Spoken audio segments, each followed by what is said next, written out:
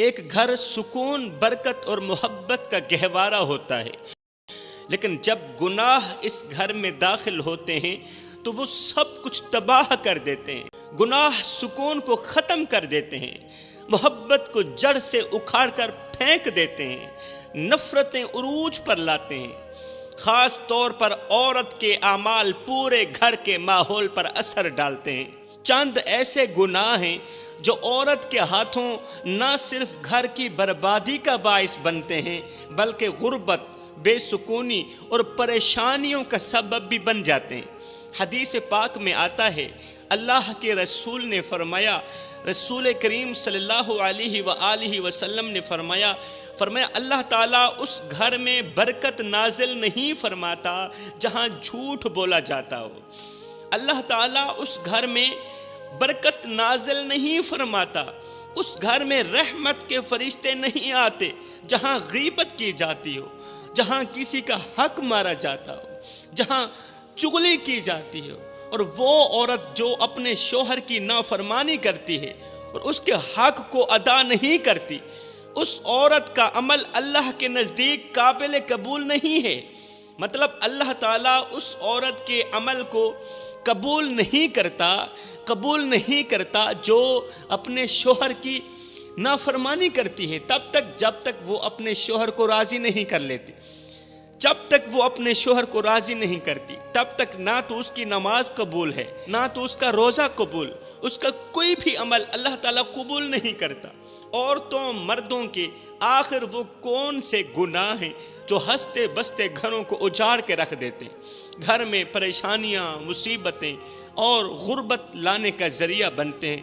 بڑے ہی ارمان سے کہنا پڑ رہا ہے میرے بھائیوں، بڑے ہی افسوس سے کہنا پڑ رہا ہے کہ معاشرے کے وہ گھر جو کبھی خوشیوں کا گہوارہ ہوا کرتے تھے آج بربادی اور تنہائی کا منظر پیش کر رہے ہیں۔ طلاق جو کبھی ایک ناگزیر اور آخری قدم ہوا کرتی تھی اب ایک عام اور بے خوف عمل بنتا جا رہا ہے۔ ہنستے بستے گھر اجڑ رہے ہیں، بچوں کی مسکراہٹیں آنسوں میں بدل رہی ہیں، اور میاں بیوی کے خواب خاک میں مل رہے ہیں، میاں بیوی کے سپنے خاک میں مل رہے ہیں۔ اللہ، کس کی نظر لگ گئی میرے معاشرے کو؟ وہ شوہر جو اپنی بیوی کے بغیر ایک لمحہ نہیں گزار سکتا تھا، ایک منٹ نہیں گزار سکتا تھا اپنی بیوی کے بغیر، اب اسے چھوڑنے کا فیصلہ ایسے کرتا ہے جیسے کوئی معمولی سی بات ہو۔ اور وہ عورت جو کبھی شوہر کا سکون کا ذریعہ ہوتی تھی، شوہر کے سکون کا ذریعہ ہوتی تھی، لیکن اب شوہر کی زندگی کا سب سے بڑا مسئلہ بھی وہی عورت بنی ہوئی ہے۔ وہ بیوی جو کبھی سکون کا ذریعہ تھی اب اس کی زندگی کا سب سے بڑا مسئلہ بنی ہوئی ہے۔ معصوم بچے جن کی مسکراہٹیں طلاق کے کاغذوں کے نیچے دب کر رہ جاتی ہیں۔ ارے بچوں کا کیا قصور میرے بھائیوں؟ بچوں کی زندگی اجڑ جاتی ہے۔ وہ معصوم بچے سوال کرتے ہیں، ابو ہماری امی کہاں چلی گئی؟ امی ابو ہمارے ساتھ کیوں نہیں رہتے؟ امی کو کیوں چھوڑ دیا ابو نے؟ یہ سوال ان کے دل میں ہمیشہ گونجتے رہتے ہیں، اور وہ اندر سے ہی اندر ٹوٹ پھوٹ کا شکار ہو جاتے ہیں۔ رحمت کے فرشتے روٹھ جاتے ہیں۔ جس گھر سے رحمت کے فرشتے روٹھ جائیں پھر تباہی ان کا مقدر بن جاتی ہے۔ اب بات کرتے ہیں وہ کون سے گناہ ہیں جو گھر میں پریشانیاں، مصیبتیں اور غربت لاتے ہیں۔ اب دل کے کانوں سے سنیے گا اور ان گناہوں سے جلد از جلد پکی اور پختہ توبہ کیجیے گا۔ فرمایا نمبر 1، پہلا گناہ غیبت اور چغل خوری۔ غیبت ایک ایسا زہر ہے جو گھر کے سکون کو اندر ہی اندر سے کھاتا جاتا ہے۔ اللہ اکبر! غیبت اور چغلی یہ ایک ایسا زہر ہے جو سکون کو اندر سے کھا جاتا ہے، جو امن و قرار کو اندر سے کھا جاتا ہے، جو پیار و محبت کو اندر سے کھا جاتا ہے۔ عورت اگر دوسروں کی برائیاں بیان کرتی ہے، چغل خوری کرتی ہے، یا دوسروں کے گھروں کے راز افشاں کرتی ہے، راز فاش کرتی ہے، تو اس کا سب سے بڑا اثر اس کے اپنے گھر پر پڑتا ہے۔ دوسروں کی چغلی غیبت کر کے، دوسروں کا گھر برباد کر کے، دوسروں کا راز فاش کر کے اسے سکون ملتا ہے، لیکن اس کا سب سے بڑا اثر اس کے اپنے گھر پر پڑتا ہے۔ غیبت کرنے والے گھروں میں برکت ختم ہو جاتی ہے۔ سنو، چغلی کرنے والے گھروں میں برکت ختم ہو جاتی ہے اور وہاں اللہ کی رحمت نازل نہیں ہوتی۔ غیبت کا گناہ صرف زبان کا نہیں، چغلی کا گناہ صرف زبان کا نہیں، یہ روح کو بھی سیاہ کر دیتا ہے۔ غیبت چغلی روح کو بھی سیاہ کر کے رکھ دیتی ہے۔ آؤ میں تمہیں ایک عبرتناک واقعہ سناتا ہوں۔ بنی اسرائیل کی ایک عورت اپنے وقت کی مشہور عبادت گزار تھی۔ لوگ اسے دیکھ کر متاثر ہوتے تھے۔ اس عورت کی نمازیں، روزے اور ذکر اذکار دیکھ کر اسے نیک اور متقی سمجھتے تھے۔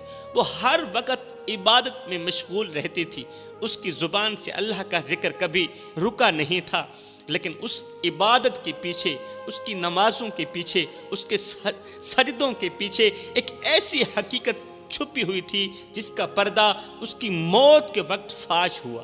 اور یہ واقعہ آج بھی عبرت کا نمونہ بن کر ہمارے لیے چھوڑا گیا ہے، تاکہ ہم پڑھیں اور سبق حاصل کریں اور گناہوں سے توبہ کریں۔ جب اس عورت کی موت کا وقت آیا، اب غور کیجئے گا، توجہ طلب بات ہے، جب اس عورت کی موت کا وقت آیا تو لوگوں نے دیکھا کہ اس کا چہرہ زرد پڑنے لگا ہے اور آنکھوں میں ایک عجیب سا خوف چھا گیا ہے۔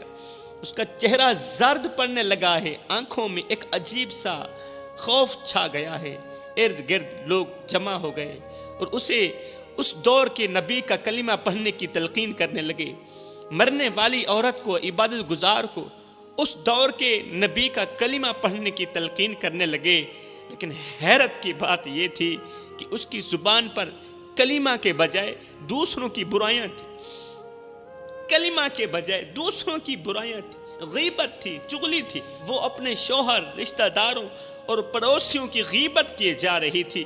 اے رسول کریم صلی اللہ علیہ وآلہ وسلم نے فرمایا، صحابہ، جس حالت میں زندگی گزارو گے اسی حالت میں مرو گے، اور جس حالت میں مرو گے اسی حالت میں کل قیامت کے دن اللہ کے حضور کھڑے کیے جاؤ گے، اللہ کے حضور کھڑے کیے جاؤ گے۔ خیر، لوگ حیران اور پریشان تھے۔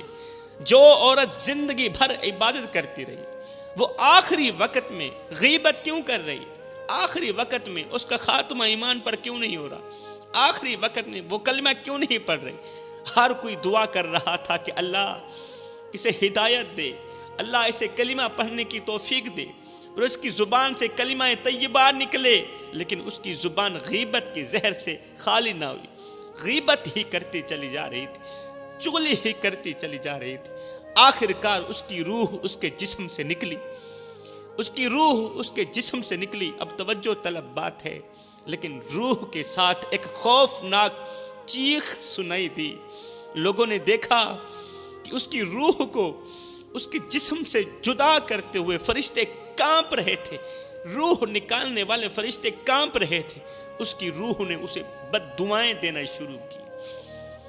جسم سے روح نکلی، نکلتے ہی روح نے اسے بد دعائیں دینا شروع کی کہ اے بد نصیب عورت، تو نے مجھے ان گناہوں سے بھر دیا جو اللہ کے غضب کا باعث بنے۔ آج میں تیرے اعمال کی گواہ ہوں اور تیرا انجام دیکھنے کے لیے آسمان کے فرشتے بھی کانپ رہے ہیں۔ روح کہنے لگی، اے بد نصیب عورت، میں نے تجھے نیکوں کا زینہ بنایا تھا، مگر تو نے مجھے گناہوں کے بوجھ تلے دبا دیا۔ میرے پروں کو روشنی کا وعدہ تھا، مگر تو نے مجھے اندھیروں کے قید میں ڈال دیا۔ تیرے اعمال نے میری پاکیزگی کو داغدار کر دیا۔ میں نے جنت کی خوشیوں کے لیے اڑان بھری تھی، مگر تو نے مجھے عذاب کی ہوا میں جلا دیا۔ میں نے تجھے عبادت کے ذریعے بلند کرنے کا وعدہ کیا تھا، میں نے تجھے عبادت کے ذریعے، نماز کے ذریعے، قیام، رکوع و سجود کے ذریعے تجھے بلند کرنے کا وعدہ کیا تھا، مگر تو نے اپنی زبان کے گناہوں سے مجھے زمین پر گرا دیا۔ تو نے میری امیدوں کو ٹکڑوں میں توڑ دیا اور میرے لیے صرف مایوسی کا دامن چھوڑا۔ میری پرواز اللہ کی محبت کے لیے تھی، میری پرواز نبی کی محبت کے لیے تھی، مگر تو نے مجھے نفرت اور حسد کے پنجرے میں قید کر دیا۔ میں دعا کی شکل میں بلند ہونا چاہتی تھی، بلند مقام حاصل کرنا چاہتی تھی، مگر تو نے مجھے بد دعا کے کانٹوں پر اکیلا تن تنہا چھوڑ دیا۔ تیرے جھوٹ نے مجھے اللہ کی بارگاہ سے دور کر دیا۔ میں چاہتی تھی کہ تو مجھے نماز کی روشنی میں غسل دے۔ روح کہنے لگی اے عورت میں چاہتی تھی کہ تو مجھے نماز کی روشنی میں غسل دے، مگر تو نے مجھے گناہوں کی گہرائی میں ڈبو دیا۔ قصہ مختصر دوستو، جب کلمہ پڑھنے کے بجائے وہ شوہر کی غیبت کرنے لگی تو سن کر وہاں موجود لوگوں پر خوف طاری ہو گیا۔ ہر کوئی آنسو بہا رہا تھا، رو رہا تھا اور اللہ سے معافی مانگ رہا تھا۔ جب اس عورت کو دفن کرنے کا وقت آیا، اب سنیے، عبرت حاصل کیجیے، جب اس عورت کو دفن کرنے کا وقت آیا تو زمین نے چیخ کر کہا، زمین نے پکار کر کہا، مٹی نے رو کر کہا مجھے گنہگار کے لیے نہیں بنایا گیا۔ یہ کون کہہ رہی ہے؟ مٹی کہہ رہی ہے، مجھے گنہگاروں کے لیے نہیں بنایا گیا، یہ عورت میرے اندر نہیں آ سکتی اور مجھے گنہگاروں کے لیے نہیں بنایا گیا، لہذا یہ بدکار عورت میرے اندر نہیں رہ سکتی۔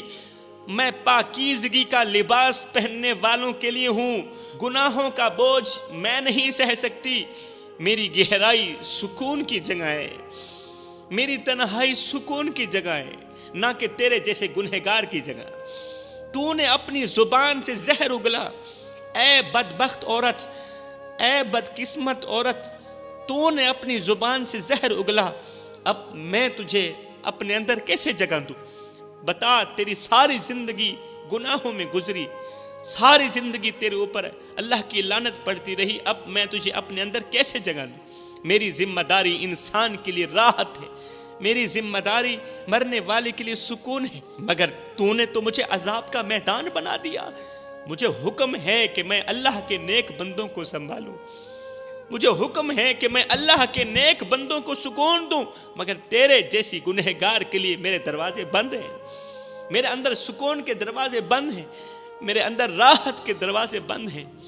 تیرے گناہوں کی بو نے میری پاکیزگی کو آلودہ کر دیا، تیرے گناہوں کی بدبو نے میری پاکیزگی کو گندا کر دیا، میں تجھے کیسے قبول کر سکتی ہوں؟ تو نے اپنی زندگی اللہ کی نافرمانی میں گزاری، خدا کی نافرمانی میں گزاری، گناہوں میں گزاری۔ اب میرے اندر سکون کی جگہ نہیں ہے، تیرے لیے میرے اندر سکون کی جگہ نہیں بچی۔ میری آغوش میں وہی سکون پا سکتا ہے جس نے اللہ کی رضا کے لیے جیا ہو، جس نے اللہ کی رضا کے لیے سانسیں لی ہوں۔ تیرے لیے یہاں کوئی جگہ نہیں ہے۔ دوستو، جب قبر کے اندر سانپ، بچھو اور اللہ کے عذاب کی علامات ظاہر ہوئیں تو لوگ گھبرا گئے۔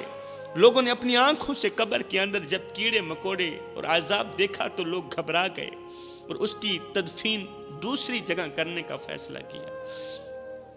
دوسری جگہ قبر کھودی گئی، اس قبر کو بند کر دیا گیا تھا، اس لیے کہ قبر کے اندر اندھیرا تھا، قبر کے اندر کیڑے مکوڑے بچھو تھے۔ یہ قبر بند کر کے دوسری قبر کھودی گئی، دوسری قبر کھودنے کا فیصلہ کیا گیا، لیکن وہاں بھی وہی ہوا۔ قبر کے اندر عذاب کے آثار نمایاں تھے، لوگ حیران اور پریشان تھے کہ اب کیا کریں۔ اللہ، یہ تو عبادت گزار تھی، متقی پرہیزگار تھی، اس کی قبر جہنم کے گڑھوں میں سے گڑھا کیوں بن گئی؟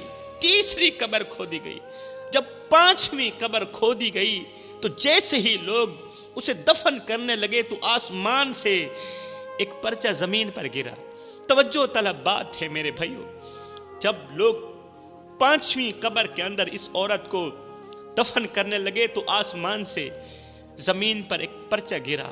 اس پرچے پر لکھا تھا کہ اس عورت کو جہاں بھی دفناؤ گے اللہ کا عذاب وہیں موجود ہوگا، یہ عذاب اس کے اعمال کی سزا ہے۔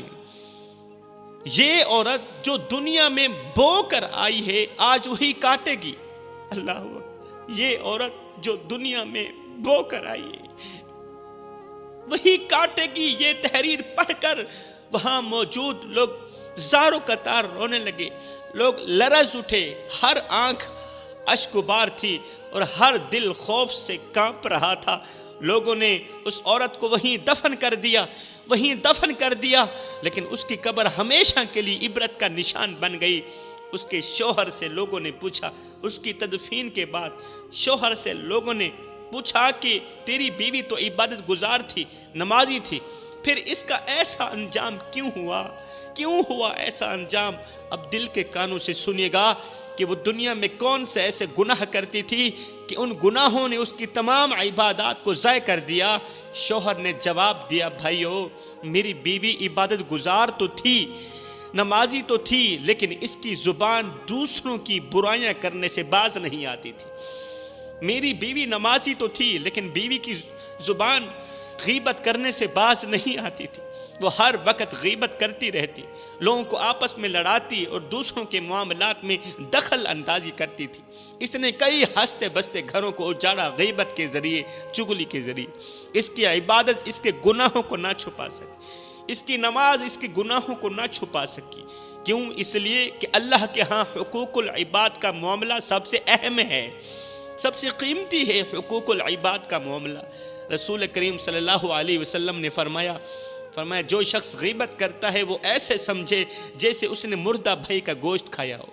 ہمیں اپنے اعمال کا جائزہ لینا چاہیے میرے بھائیوں، غیبت اور چغلی جیسے گناہوں سے بچنا چاہیے، اور اپنی زبان کو اللہ کے ذکر اور اچھے کلمات کے لیے وقف کرنا چاہیے، کیونکہ آج کے ہمارے اعمال کل ہماری قبروں کا حال طے کریں گے۔ جو آج ہم بوتے ہیں وہی کل ہم کاٹیں گے۔ گھر میں غربت، پریشانیاں، مصیبتیں اور تباہی لانے والا عورت کا دوسرا گناہ شوہر کی نافرمانی کرنا۔ شوہر گھر کا نگہبان ہوتا ہے اور اس کی عزت اور اطاعت عورت کے ایمان کا حصہ ہے، لیکن اگر عورت شوہر کی نافرمانی کرتی ہے، اسے نیچا دکھاتی ہے یا اس کے فیصلوں کو رد کرتی ہے تو یہ گناہ اللہ کے غضب کو دعوت دیتے ہیں۔ عورت کا یہ بہت بڑا گناہ اللہ کے بہت بڑے غضب کو دعوت دیتا ہے۔ ایسی عورت کا گھر بے سکون ہو جاتا ہے اور رزق کے دروازے بند ہونے لگتے ہیں۔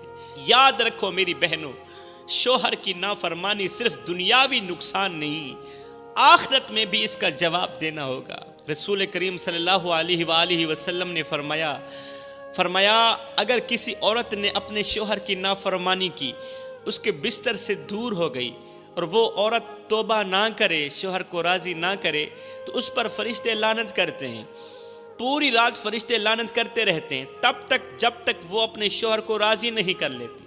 اور اگر کوئی عورت 5 وقت کی نماز ادا کرے، 5 وقت کی نمازی ہو، اپنی شرمگاہ کی حفاظت کرے اور اپنے شوہر کی اطاعت بھی کرے، شوہر کی خدمت بھی کرے، شوہر کی نوکری بھی کرے، شوہر کو دیکھے تو خوش کر دے، فرمائے اس عورت کے لیے بہت بڑی خوشخبری ہے۔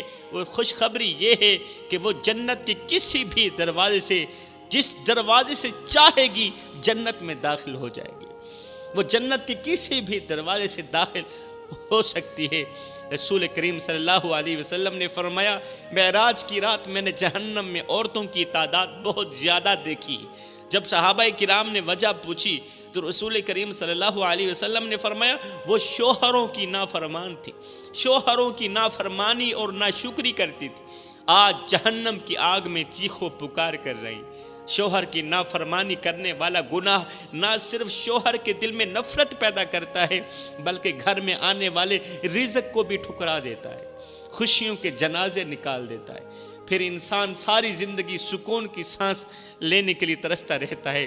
فرمایا گھر کو تباہ کرنے والا عورت کا تیسرا گناہ فضول خرچی اور ناشکری کرنا۔ فضول خرچی اور ناشکری دونوں عورت کے سب سے بڑے دشمن ہیں۔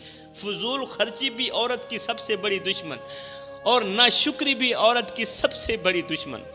جب عورت شوہر کی کمائی ضائع کرتی ہے اور ساتھ ہی ناشکری کرتی ہے، ایک تو یہ نادان شوہر کی کمائی ضائع کرتی ہے اور ساتھ میں یہ ناشکری کرتی ہے، تو آسمان کے فرشتے اللہ کے سامنے رو کر فریاد کرتے ہیں کہ یا اللہ یہ عورت اس ہاتھ کی قدر نہیں کرتی جو رات دن تیرے حکم سے محنت کر کے اسے رزق پہنچاتے ہیں، اس شوہر کی قدر نہیں کرتی جو شوہر کڑکتی دھوپ میں تتی ریت کے اوپر دن رات کما کے اسے رزق پہنچاتا ہے۔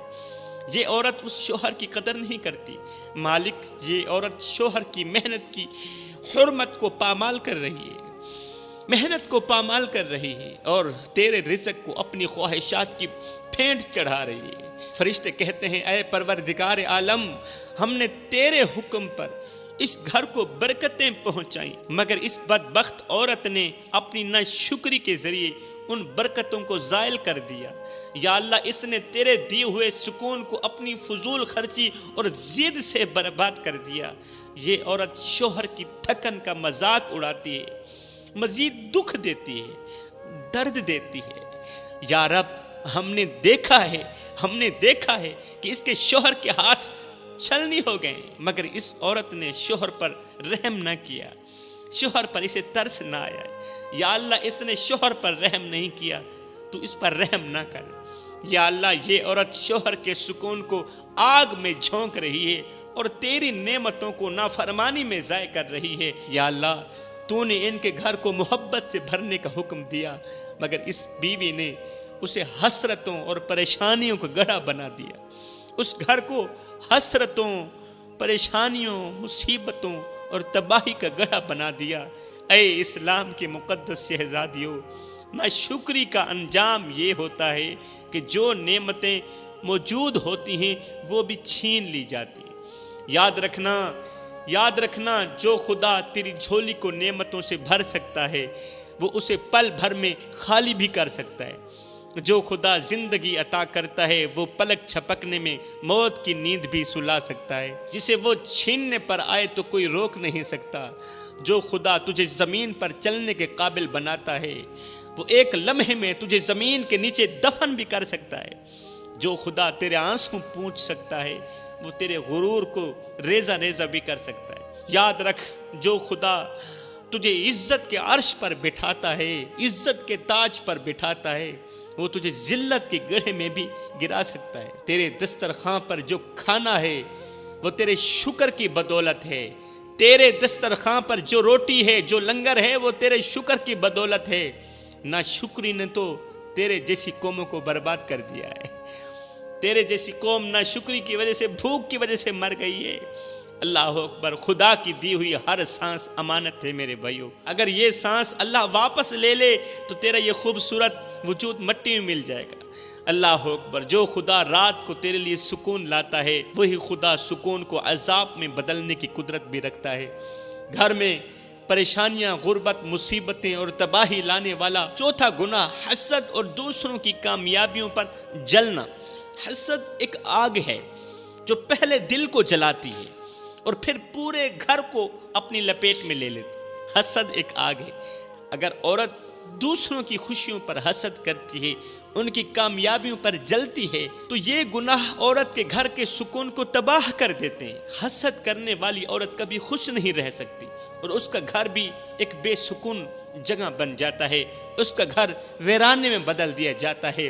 گھر میں غربت، پریشانی لانے والا، مصیبتیں اور تباہی لانے والا پانچواں گناہ عبادت میں غفلت، نماز میں غفلت۔ گھر کی برکت اور سکون عورت کی عبادت سے جڑی ہوتی ہے۔ گھر کی برکت اور سکون، یاد رکھنا، یہ عورت کی عبادت سے جڑی ہوتی ہے۔ اگر عورت نماز چھوڑتی ہے، قرآن سے دور رہتی ہے اور اللہ سے تعلق کمزور کر لیتی ہے تو یہ پورے گھر پر اثر ڈالتا ہے۔ اللہ کی عبادت سے غفلت رزق میں تنگی، گھر میں جھگڑے اور پریشانیوں کو بڑھا دیتی۔ اللہ کی عبادت میں غفلت، عبادت نہ کرنے والی عورت کے دل سے سکون چھن جاتا ہے اور اس کا گھر اندھیروں میں ڈوب جاتا ہے۔